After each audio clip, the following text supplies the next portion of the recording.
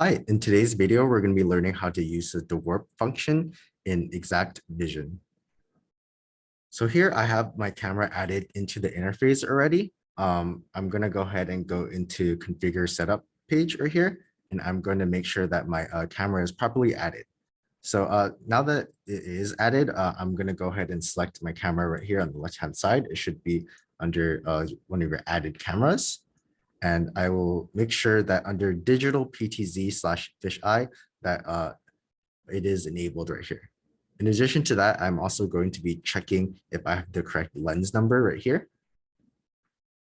And once you have that all set up properly, the warping should work fine on the live page.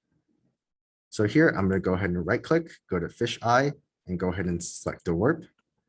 And you can see that it did generate a little green excerpt here. So now we can simply zoom in and zoom out to kind of navigate through the warehouse. So here I'm going to zoom in. And you can zoom in simply by scrolling on your mouse.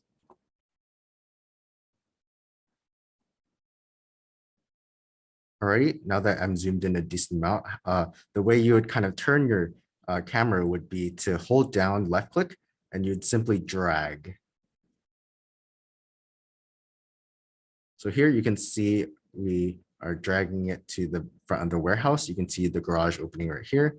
I'm going to go ahead and drag it even more towards this way. And as you can see the backside right here as well.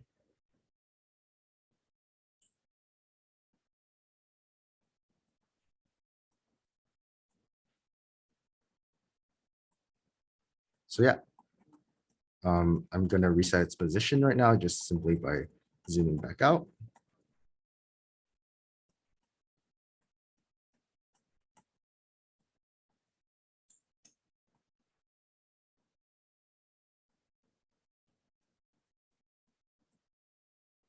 And yeah, once you zoom all the way back out, it'll reset in its natural position.